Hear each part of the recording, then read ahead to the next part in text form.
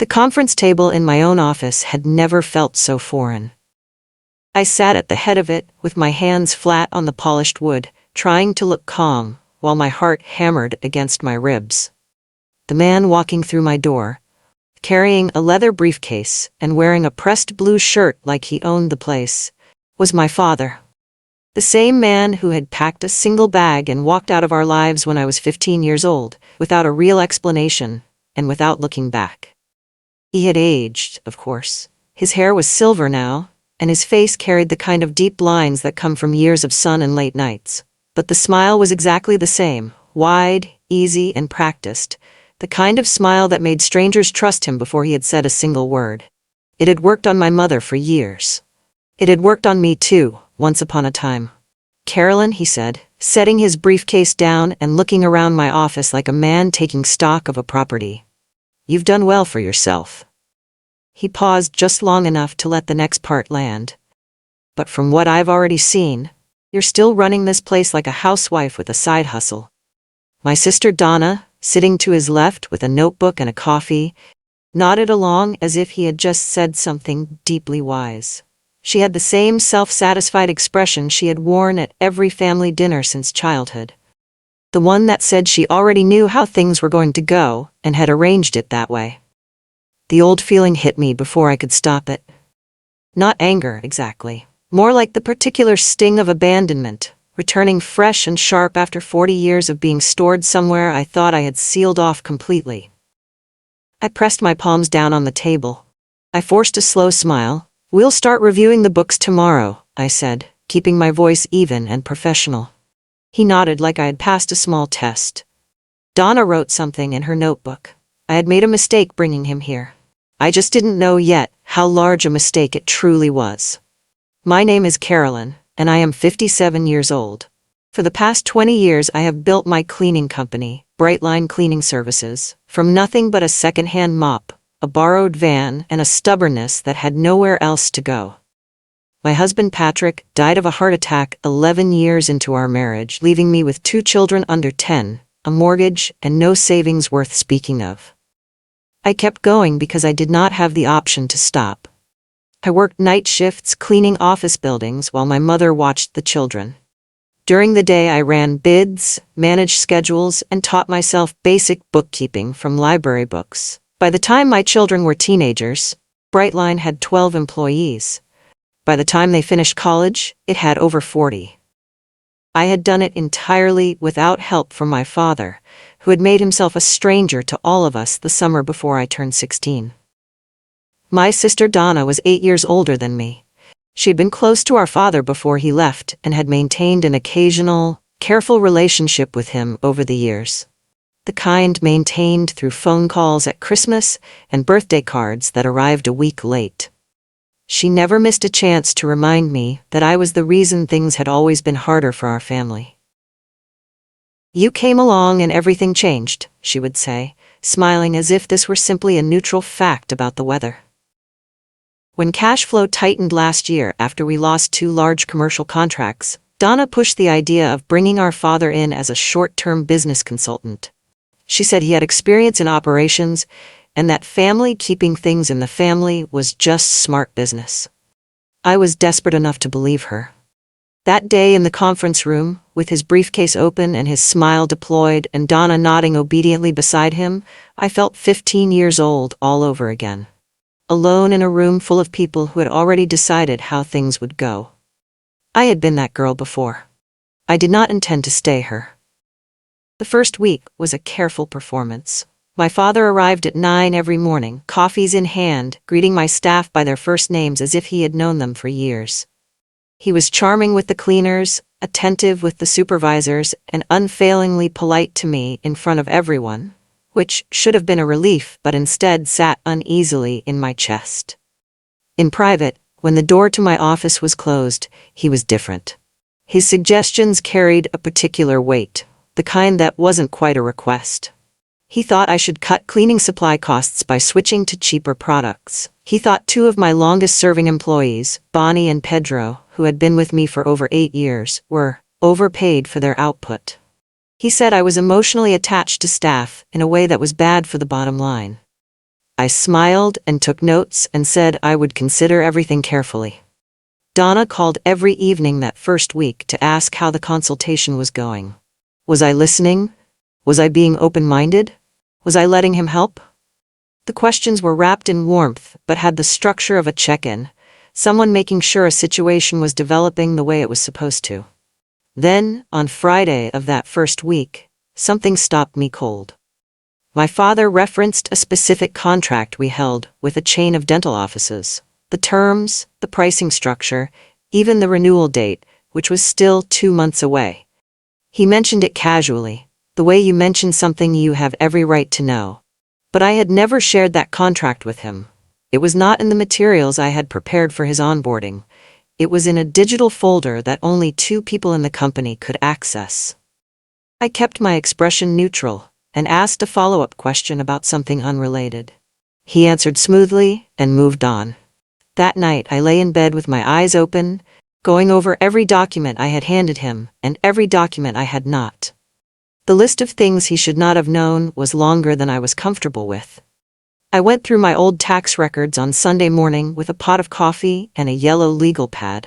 I was not looking for anything specific, more like pulling at a loose thread to see what was attached to it. 3 hours in, I found a supplier agreement for my 4th year in business, one I barely remembered signing. The company name on the document was familiar, a cleaning equipment wholesaler I had used briefly before switching to a better-priced option. But there was a secondary contact listed on the agreement, a name I did not recognize. The name was Raymond Burke. I wrote it on my legal pad and stared at it. It meant nothing to me yet. On Monday, I mentioned the agreement to my father during what I framed as a general records review. I kept my voice casual and watched his face as I said the name. For just a fraction of a second, less than a breath, something moved behind his eyes. Then it closed off, smooth and controlled. Old records can be confusing, he said. Don't get tangled up in paperwork that's ancient history. I nodded and moved on. That same afternoon, one of my longest-serving employees, a woman named Bonnie who had been with me since year 3, pulled me aside in the supply room. She kept her voice low and her eyes on the hallway door. Your father has been asking some of the girls questions, she said, about Patrick, about the life insurance when he passed. She paused. I thought you should know, because it felt strange. Patrick had died 11 years ago. His life insurance had been modest, and I had used it to pay off the company's first commercial vehicle and cover the children's school fees. There was nothing left of it. There had been no controversy, no complications. There was absolutely no reason my father should be asking about it now. I thanked Bonnie quietly and told her she had done the right thing. The thread I had been pulling was getting longer.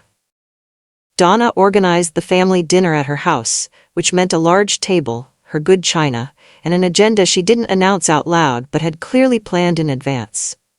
My father was there, and so was my sister's husband Alan, who had the particular quality of agreeing with whatever room he was in and feeling very confident doing so. My 2 children, Faye and Noah, came because I had asked them to, though neither was entirely sure why. My father made a toast. He said family was the most important thing in life, and that he was grateful for the chance to be part of ours again. He looked emotional in a way that I recognized as intentional. Donna dabbed the corner of her eye. Alan raised his glass first. Then Alan said, leaning toward me with that easy smile of his, that I should be grateful my father was here to save a company that had been drifting. He said it lightly, as if it were an obvious fact that needed no defense, and then went right back to his food.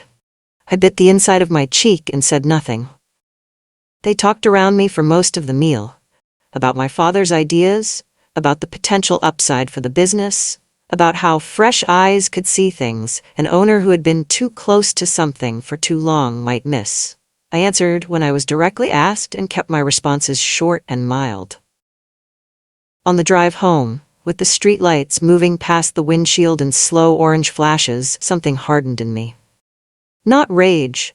I had learned a long time ago that rage was too expensive to run on. Something steadier. Purpose. The next morning I came into the office 40 minutes before anyone else. I went through every physical file cabinet my father had spent time near and made careful copies of every document he had touched. I photographed each one on my phone and backed them up to a secure account he had no connection to. If they were planning something, I would know exactly what they had seen. 3 weeks into the consultation, my father put a new equipment supplier on the table. He had printed out their catalog and product sheets and laid them across my desk with the careful presentation of someone who had prepared this moment in advance. The company was called Summit Pro Supply. I had never heard of it. When I checked the pricing against my current supplier, one I had worked with for 6 years without a single serious complaint, the difference was striking. Summit Pro was pricing the same category of industrial cleaning equipment at nearly 20% higher. Not in a range that could be explained by better quality or faster delivery. Just higher, plainly and without obvious reason. I brought this up as gently as I could, framing it as a question about their specific advantages. My father's face shifted. Not into anger exactly, but into something impatient and slightly hard. He said I was thinking like a small business owner, when I needed to start thinking like a company with serious growth ahead of it. He said I didn't understand modern supply chain relationships. He said there were long-term benefits I was not experienced enough to see yet. I thanked him for the explanation, said I'd consider it, and ended the meeting. Donna called that evening before I had even taken off my shoes. Her voice was tight and sharp, in a way she didn't bother to hide. She said I was being ungrateful and resistant, and that I kept pushing family away the same way I always had, even when they were only trying to help me. I let her talk until she was done. Then I said goodnight and hung up. After that, I started the notebook. Plain green cover, purchased from the drugstore across the street. I wrote down the date at the top of the first page, and beneath it, Summit Pro Supply, 20% above market. Father defensive when questioned. Then his exact words, as close to verbatim as I could manage. The notebook would become the most important document in my possession. My daughter Faye came by on a Wednesday afternoon without calling ahead, which was normal for her. She worked nearby and sometimes stopped in when she had a free hour, dropping into my office to drink tea and update me on her life with the easy, unhurried manner of someone who knows she is always welcome. I was grateful for her that day, more than she knew.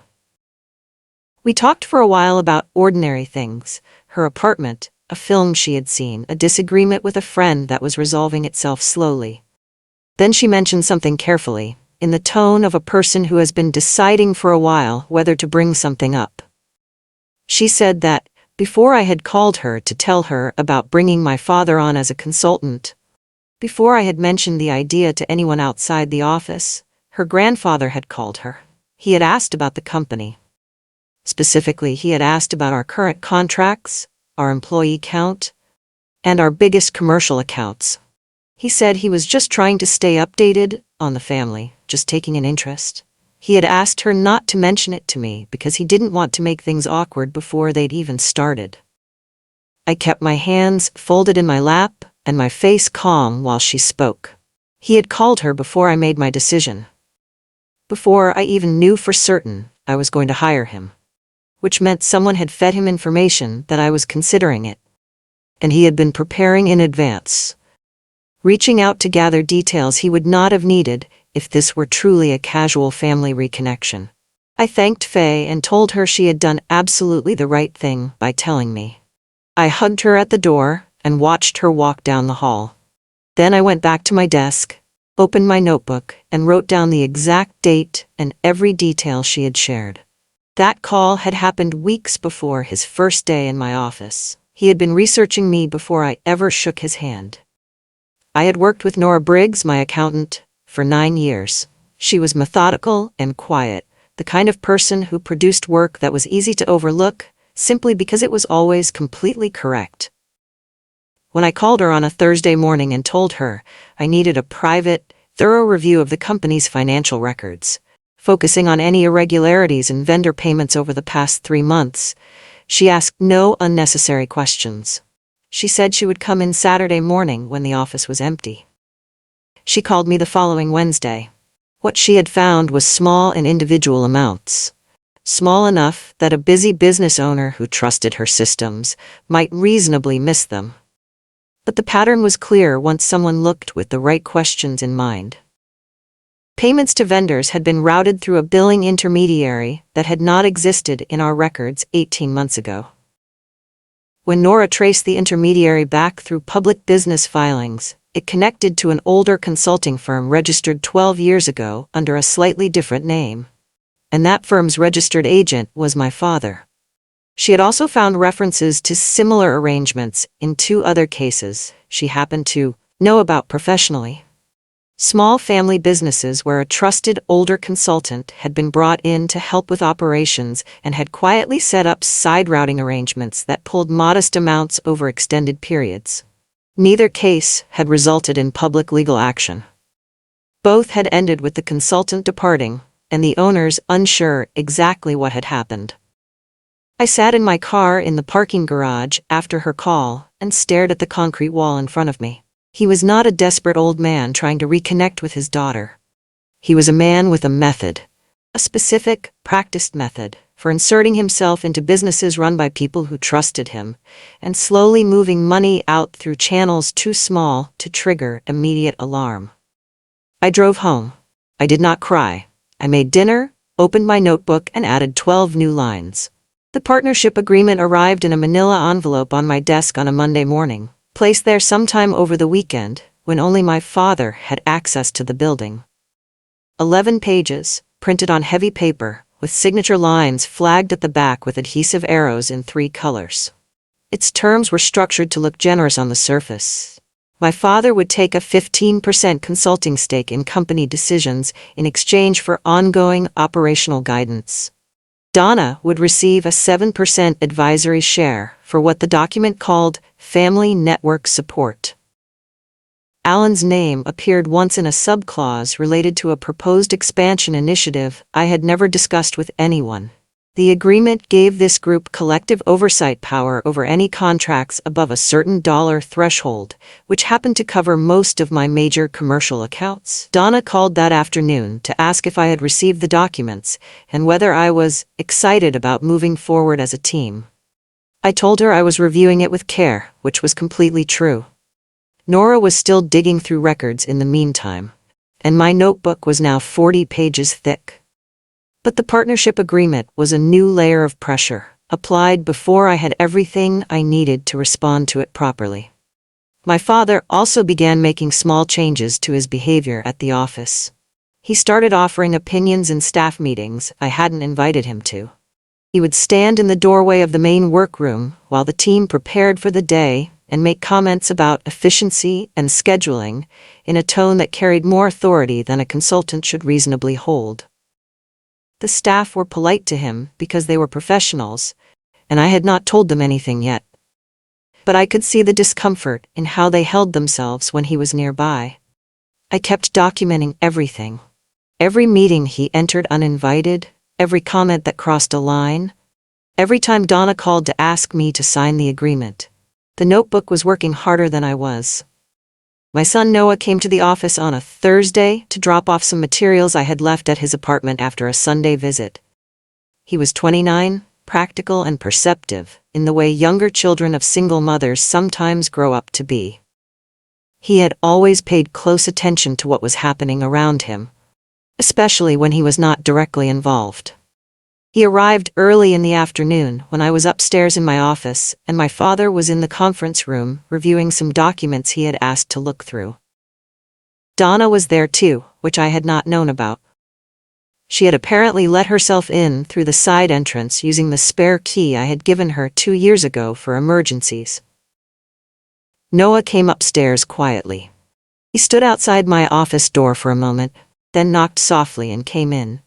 And I could tell immediately from his face that something had shifted in his expression. He sat down across from me and kept his voice low. He had been passing near the conference room. The door had been open a few inches. Donna had been speaking in the confident, easy way she spoke when she was certain no one important was listening. She had said, "Once Dad gets proper control in place, we move to sell the whole thing." Carolyn never deserved what that business became anyway. Patrick built the client base and she just rode it. And then she had laughed. The particular laugh she uses when she is saying something she actually believes deep down. My father's response had been brief and quiet. Give it 2 more months. Noah had slipped away carefully and come straight upstairs. I did not react outwardly beyond a slow, steady nod. I thanked him. I asked him to write down exactly what he had heard in whatever words came naturally, sign it with the date, and give it to me before he left the building. Then I opened the bottom drawer of my desk and took out my phone. Nora called on a Tuesday evening, which she never did. She apologized for the hour, then told me to stay on the line because what she had found needed to be explained carefully. When she had traced the billing intermediary back to my father's old consulting firm, she had noticed something she initially dismissed as a clerical inconsistency. The registered agent name on those older documents didn't quite match the signature on the newer filings. The handwriting matched, the address was similar, but the surname was spelled differently in one place and appeared in a slightly different form in another. She had pulled additional public records, court documents, primarily, from a county 3 states away. What she found was clear once assembled. My father had legally changed his last name 21 years ago. Prior to that change, he had been operating under the name Harlan Burke. Under that name, a fraud investigation had been opened by a state regulatory body after complaints from 3 small business owners in 2 different counties. The investigation had not resulted in criminal charges. The complainants had ultimately settled or withdrawn, but the record existed, and it was detailed and specific. Additionally, buried in those older records under the Burke name, Nora had found corporate filings showing a minority stake in a regional cleaning supply company. That company, under a different name now, was the parent of the current vendor my father had been pushing me to use, Summit Pro Supply. He had not stumbled across that supplier and thought it looked promising. He had a financial interest in it, quietly held through layers of corporate restructuring, stretching back over 2 decades. I sat at my kitchen table after the call and looked at the notebook in front of me. I had been thinking of this as something that was still developing. I understood now that it had been fully formed long before I ever invited him through my front door. I said quietly to the empty kitchen, "Not this time." After Nora's call, I changed the way I worked. During the day, I stayed exactly the same on the surface. The same schedule, the same measured responses to my father's suggestions, the same patient listening during his office visits. I smiled when Donna checked in. I said I was making progress on reviewing the partnership agreement. I did not change a single visible thing. But underneath, I was moving fast. Every suggestion my father made went into the notebook with the date, his exact words, and the name of anyone else present.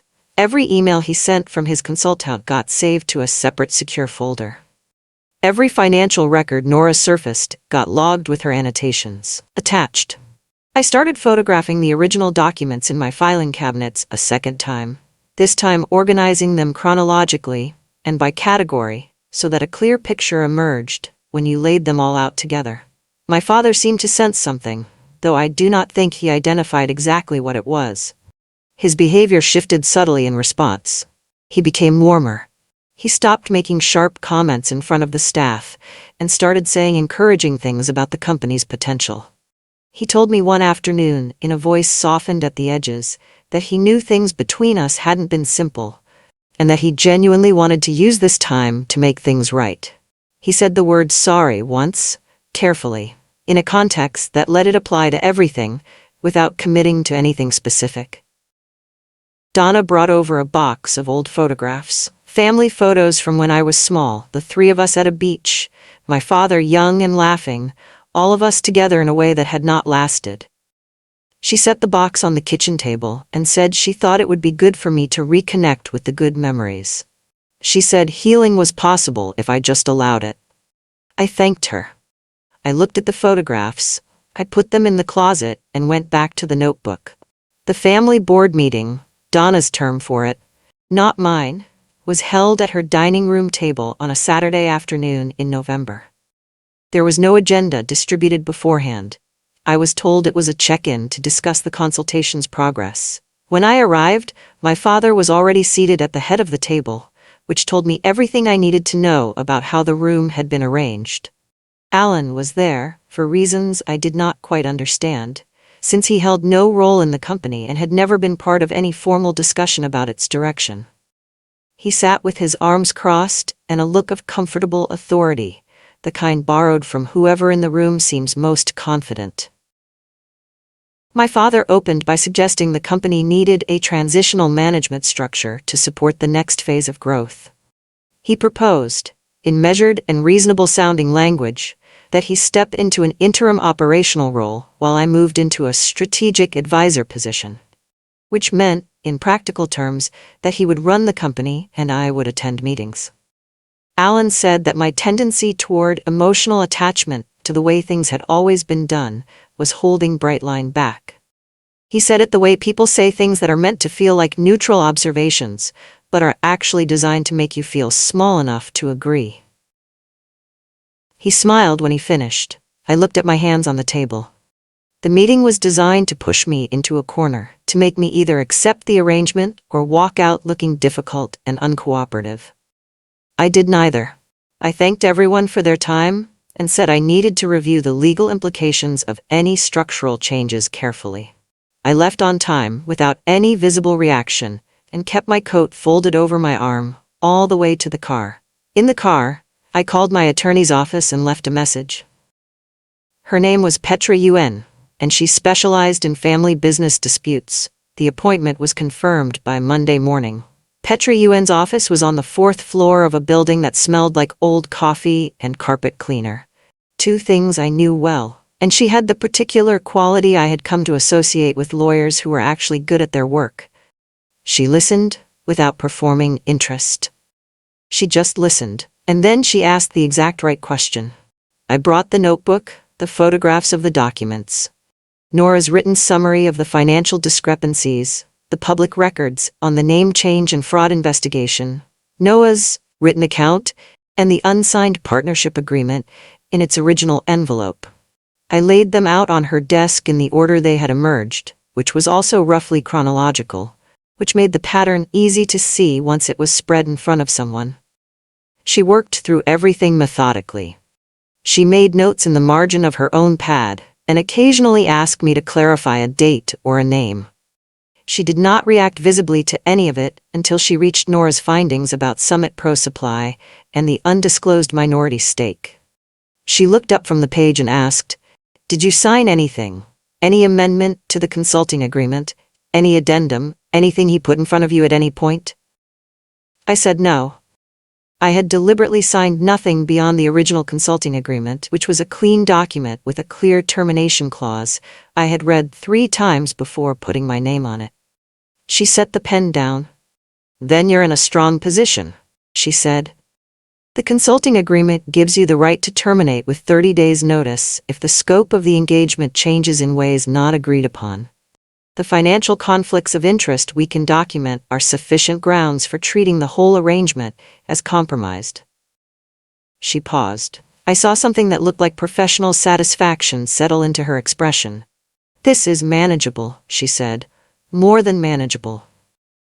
I drove home feeling a shift in weight I could not quite name, the sensation of ground becoming solid under my feet after a long time of uncertain footing.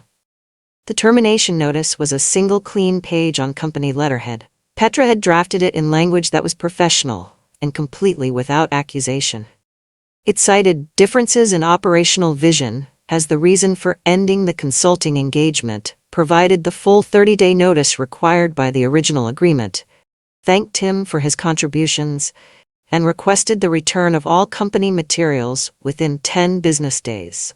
I signed it on a Friday morning and had it sent by certified mail to the address listed on his consulting agreement. Donna called at 4 that same afternoon. She did not begin with a question. She began with an accusation. The words coming fast and high-pitched, saying that I was selfish and ungrateful and that she had sacrificed her time and energy to bring our family back together, and I was burning it down for no real reason. She said, "I always did this. Pushed people away when they were only trying to help me." She said the family was finished as far as she was concerned. I let her finish. I said I was sorry she felt that way. I said goodnight and ended the call. 2 days later, on Sunday evening, my father rang my doorbell. I saw him through the side window before I opened the door. He was standing on my front step with his hands loose at his sides, his expression carefully positioned between apologetic and paternal, the look of a man who expected the sight of his face to do most of the work for him. I opened the door, but did not step back to let him inside. He started with warmth. He said he understood I was under pressure, and that he wasn't angry, he just wanted to talk through things so they could find a way forward that worked for everyone. Then, after a few minutes, the warmth shifted. Just slightly, into something firmer. He said this termination could cause complications for all of us. I'd like you to leave, I said calmly. He left. The week after I served the termination notice, my father and Donna made their move with the staff. I had expected something like this and had thought carefully about how to respond. The answer I kept arriving at was the same. Do not react publicly. Keep working, and let the people who matter show you who they are. The rumors started Tuesday. I heard them in fragments, something about the company losing contracts, about my business decisions creating financial instability, about my emotional attachment to outdated methods making growth impossible. The stories were calibrated to sound like concerned observations rather than attacks. They circulated among the staff the way gossip travels when someone with apparent authority is the one spreading it. By Thursday, 2 of my employees had come to me directly. Bonnie came first, early in the morning before most of the team arrived. She sat in the chair across from my desk with her hands clasped and her expression serious, and said that she had heard what was being said, that she had been at Brightline long enough to know what the actual numbers looked like, and that she did not believe a word of it. She said she was telling me because she thought I should know that at least some of us could see exactly what was happening. Pedro came at the end of the day and said nearly the same thing in his own words. He had been with me for 8 years. He said simply that he wasn't going anywhere. There were others too. 3 more team members who found quiet ways of making clear where their loyalty sat. I thanked each one personally and briefly, without making it larger than it needed to be in the moment. But that night, sitting at my kitchen table with the notebook and a cup of tea I kept forgetting to drink, I felt the first genuine relief I had experienced in months. They had tried to take my company from the inside. The people who had actually built it beside me had not moved an inch. Nora had been pulling records for weeks, working in her careful, methodical way through layers of documents and public filings and archived business registrations. She called me on a Monday morning in December with the kind of flat, deliberate steadiness that told me the news was significant before she had said a full sentence. The court documents from the fraud investigation 21 years ago were more detailed than she had initially seen. She had now obtained a full copy through a formal records request. The investigation had covered 3 complaints from business owners in 2 adjacent counties. In each case, the pattern was nearly identical. A consultant engaged by a family-owned business had inserted himself into operations, recommended vendors with undisclosed financial connections, drafted partnership agreements that gave him oversight power, and slowly routed money through intermediary accounts over a period of months. The name on those records, Harlan Burke, had changed legally to my father's current name 2 years after the investigation was closed without charges. The name change had been filed in a different county from where the investigation had taken place, which was likely why it had not surfaced in casual searches. Petra had already been anticipating this possibility and had made her own records request. The documents she received that same week confirmed everything Nora had found and added one more piece. A civil judgment that had been settled quietly out of court, in which one of the complainants had received a partial repayment. The terms of that settlement included a non-disclosure agreement, which explained why the matter had stayed so well hidden. My father was not an absent parent trying clumsily to reconnect with the daughter he had abandoned. He was a man with a documented pattern, a changed name, and over 2 decades of practice at exactly this kind of arrangement. Brightline had been his next target.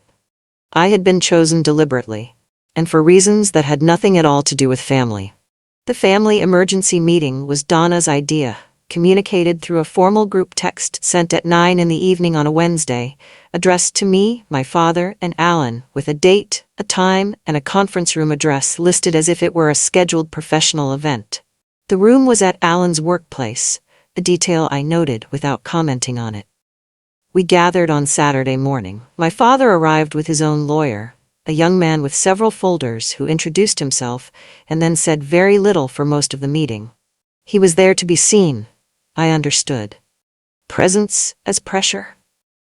Donna opened by saying that my termination of the consulting arrangement had caused damage to the family and to the company's future, and that they were prepared to take formal legal action unless I agreed to reinstate my father's role and sign the partnership agreement within 2 weeks. Alan added that the company could be considered a family asset and that the family had a legitimate interest in how it was managed. He looked confident when he said it. Donna looked confident too. The kind of confidence that comes from believing they know exactly how the person across the table has always responded in the past. I sat with my hands in my lap and my expression steady and said almost nothing during the meeting.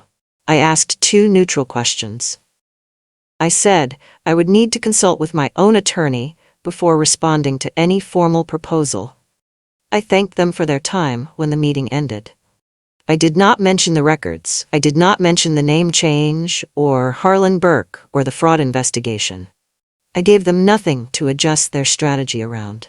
I drove home, called Petra, and told her we were ready to move forward with the full response package. The termination documentation and formal legal response went out the following Monday. Petra had assembled the package in a way that was precise and complete without being theatrical. The kind of legal communication that makes clear, without effort, that the person sending it has read every piece of paper and understands exactly what it means. The package included the notice terminating the consulting agreement with documentation of specific scope violations. It included Nora's financial analysis showing payments routed through an intermediary connected to my father's old firm.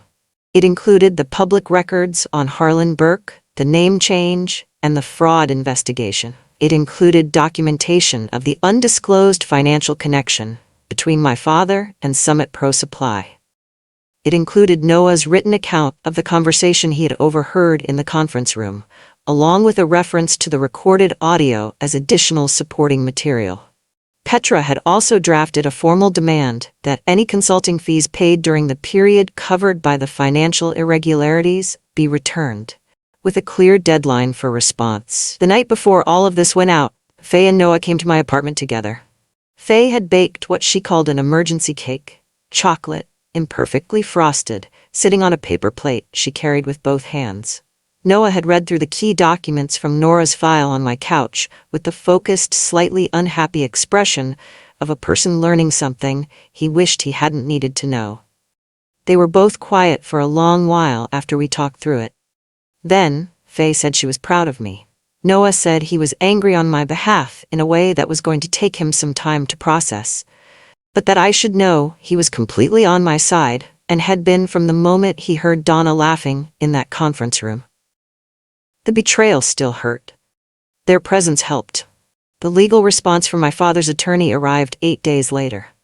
It was confident in a way that told me clearly they had not yet seen the full scope of what Petra had assembled. Their main argument rested on the claim that the consulting arrangement had been entered into voluntarily and that termination on the stated grounds was without legal basis. They threatened a lawsuit for breach of contract and financial damages. Petra read through it, made a few notes, and told me not to worry about it. Then, on the following Thursday, she called me at the office with news she described simply as useful, which, in Petra's measured language, meant it was significant. Patrick's will. My late husband, careful and quiet and always thinking 2 steps ahead about the things that mattered, had included a specific protective clause in the business provisions of his estate documents. The clause had been drafted at the suggestion of the attorney who handled the estate at the time, and I had signed it without fully understanding its reach.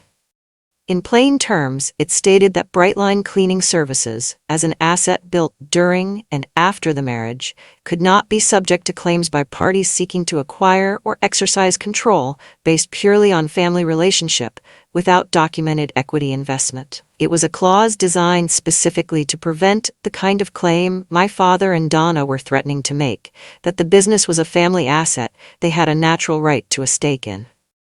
Petra said she had reviewed it twice and consulted with a colleague who specialized in estate law. It was enforceable. It applied directly. And my father's attorney almost certainly did not know it existed, because it had never been mentioned in any communication between the two sides. Patrick had been gone for years, but he had built something protective into the documents long before any of this began. The meeting, where I laid everything out, happened on a Wednesday evening, in Petra's conference room. It had been my suggestion to hold it there, rather than at anyone's house, neutral, professional ground, with no furniture that belonged to anyone present.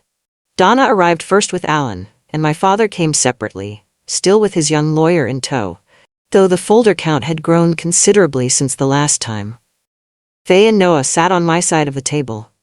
They had both asked to be present, and I had said yes without hesitation. Petra walked through the materials in her organized, unhurried way. The financial records, the intermediary billing structure and its connection to my father's old firm, the public documents on Harlan Burke, the legal name change, the fraud investigation and its documented pattern of identical complaints across multiple businesses, the Summit Pro Supply stake, the provision in Patrick's will, Noah's written account and the recorded audio. My father's face changed as Petra moved through the pages. It did not collapse or show obvious fear. It simply became very still. The way a person goes still when they realize the situation they are in is not the one they believed they had built. The color at his collar went slightly darker. Donna interrupted twice. She said the financial records were being misread. She said the name change was irrelevant to anything happening now. Both times Petra responded without raising her voice, citing the specific document she was referencing, and continued. After the second interruption, Noah said, clearly and without heat, "I heard you say that Carolyn never deserved what the business became. I wrote it down that same day." He looked directly at Donna. "You should know that's on record." The room went very quiet. Donna looked at the table. Alan looked at the wall. My father looked at his hands. His lawyer wrote something on his legal pad and did not share it with anyone present. My father made his final move at the end of that meeting, after Petra had finished and the room was reassembling itself around the weight of what had just been laid out. He straightened in his chair. He set his hands flat on the table. A deliberate gesture, I noticed, almost mirroring the one I had used in my own conference room the day he first walked in. He said that he understood things looked a certain way on paper. He said that documentation could always be framed in whatever direction suited the person presenting it. And then his voice dropped and softened. And he looked directly at me and said that none of what had happened between us, was what he had wanted. He said he had made mistakes, yes, but that his original intention had genuinely been to help. He said he had missed years with me, and he regretted it. His eyes went a little wet at the corners. It was a skillful performance. I had watched him work a room before, and this was the same instrument, adjusted carefully for the circumstances. The warmth looked real.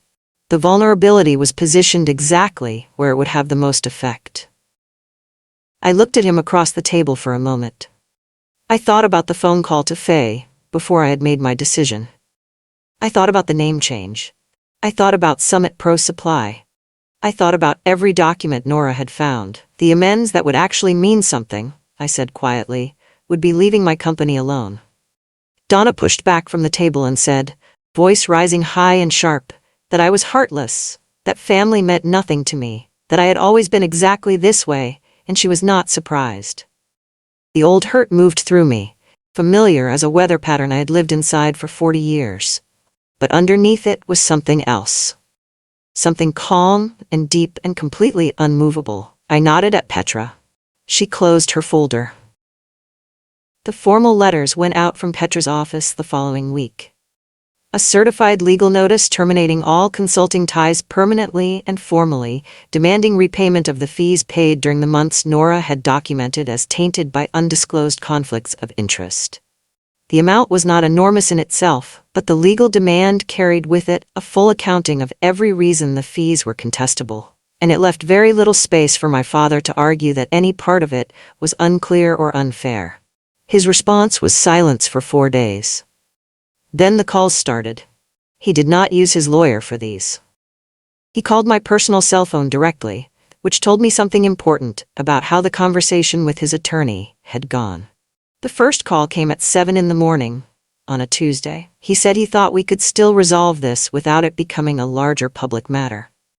He said he understood my position, but hoped I could consider his perspective.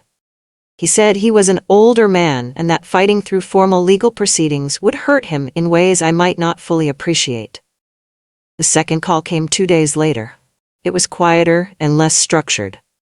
He said he had made choices in his life that he wished he could revisit, and that whatever else was true, I was his daughter, and some part of him genuinely felt that. I listened to both calls completely and without interrupting. I said very little in response. A neutral sound here, a brief acknowledgement there. My phone was recording both conversations, as I had set it to do before answering, and I had already confirmed with Petra that one-party recording was legal in our state. After the second call, I emailed both recordings to Petra with the dates and times carefully noted. She added them to the file with a brief annotation that said they would be useful if the matter proceeded to formal proceedings. The notebook now had over 120 pages. Everything was documented. The weeks following the formal demand letters were quieter than I had expected. My father's lawyer sent a brief response suggesting his client disputed the characterization of the vendor relationship and requesting additional time to review the documentation Petra had submitted. Petra responded with a clear deadline and a statement of what we were prepared to present in any formal proceeding. After that, there was silence on their end for over 2 weeks. Meanwhile, Donna and Alan made one final attempt to damage the business from the outside. They reached out to 2 of my longer-standing commercial suppliers, suggesting that the company was in financial distress and that their contracts should be reviewed carefully before renewal. I found out because both suppliers called me directly. One the same afternoon, Donna had spoken to him. I invited each supplier to a brief meeting at the office. I brought Nora's clean financial summary, our current contract portfolio, and 2 years of payment records, showing not one single late invoice. I let the numbers do the talking. Both suppliers renewed without any change to our existing terms. One of them said pleasantly but pointedly that he had found our documentation unusually thorough and well organized. My father's name appeared smaller in every conversation after that week. He had misjudged the relationships I had spent 20 years building with people who ran their own businesses and valued reliability above everything else. Those relationships were mine in a way no outside interference could easily reach. Business, slowly and then more steadily, picked up. 2 new commercial accounts came in through referrals in November. A building management company I had bid for twice before finally called with a contract offer. Brightline was not just surviving, it was moving forward. I bought a better desk for my office, solid wood, the kind I had been promising myself for years. I put the notebook in the bottom drawer, not thrown away, just stored. Available if I ever needed it again. The formal mediation session was held in a neutral conference facility on a Tuesday morning in January. Both parties brought counsel. My father arrived with his lawyer. Petra sat beside me with the full document file and the calm, settled expression of someone who has done this work many times and is not worried about how it will end. The mediator was a retired judge, a trim, quiet woman who reviewed the materials before the session began and asked few questions during it. The session ran for 3 hours. My father's lawyer raised objections that Petra answered without effort. The financial evidence was presented and walked through systematically. The conflict of interest documentation went unchallenged.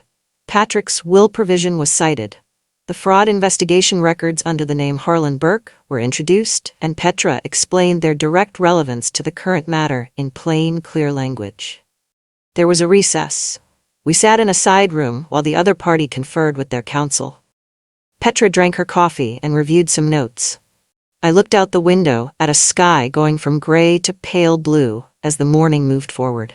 When we reconvened, my father's lawyer announced that his client was willing to accept the terms of the demand letter in full. Repayment of the contested fees, formal cessation of all claims against the company, and a signed acknowledgement that the consulting arrangement had been terminated on legitimate grounds. My father and I made no eye contact while the documents were signed and witnessed. When everything was complete, he stood and put on his coat slowly. He paused at the doorway and turned slightly and looked at me with an expression I could not completely read.